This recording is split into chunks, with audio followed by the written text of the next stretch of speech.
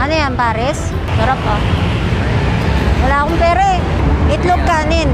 Sabaw. Ha? Hindi mo naman madumi, grabe ka naman. Ba't lumalayo ka sa akin? Kakain ka? Oh, opo. Bakit po? May... Wala po akong pera. Di, ako. Kakain ikaw? Opo. Sige. Hala, bigyan mo na ako? Kung kakain ka, kain. O, hingi ka na lang ng sabaw. Ano yan? Sa'yo, Bigyan mo ako? bibigyan ka sa kain. Sige. Bibigyan mo ako pagkain. Opo. Sige po. Akin to? Opo. Sige, kain ka na. Samahan mo muna ako. Hindi na, kasi solo flight ako. Saan ka solo? Solo flight nga eh. Wala, hindi ako pwedeng may kasama. Bakit? Kaibigan lang eh. Hindi na, kumain ka na lang. Ay mo na ako. Tropa-tropa. Ay, solo flight nga ako. Eh, pwede naman dalawa flight. Kain lang eh. Wala. Ay, kumain ka na. Hindi ka na sa Bauki.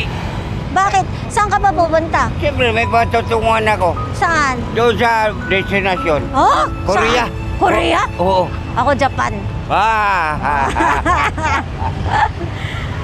Asan ang pamilya mo? Gagawa pala ng pamilya. Oh? Oo. Kaya nga, pupunta ako ng Korea. Sa Korea ka ba gagawa? Opo. Oh. Para magkaroon ako ng pamilya.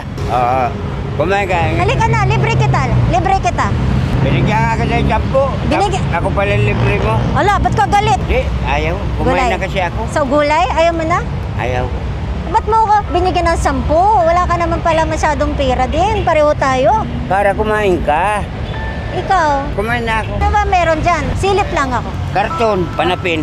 Doon ka natutulog? Oo. Usap ta, kalika.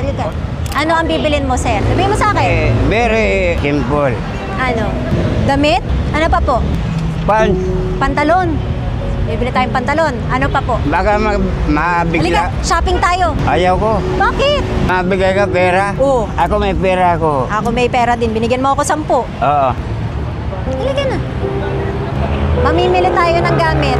Damit lang akin, tsaka... Tsaka gusto mo tutulugan? Hindi na. Dito lang naman ako natutulog eh. Una natin ng tutulugan.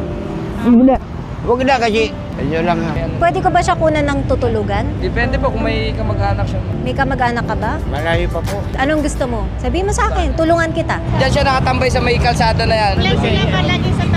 Gusto ko tulungan si tatay. Gusto ko siya bigyan sana ng pera. Kasi nakita ko, ilan lang yung barya niya. Sobrang natouch ako kasi wala nga siyang tirahan. Dala lang daw niya karton, dun siya natutulog. Ngayon, gusto ko siyang bigyan. Kausap siya ngayon ng team namin. Ang problema daw, pag binigyan ng pera, uutuin daw siya ng mga tao. I think meron siyang problema din sa pag-iisip. Kanina hindi talaga ako takot sa kanya kasi hindi naman siya nananakit o pinapaalala pa rin yung kumain. Grabe.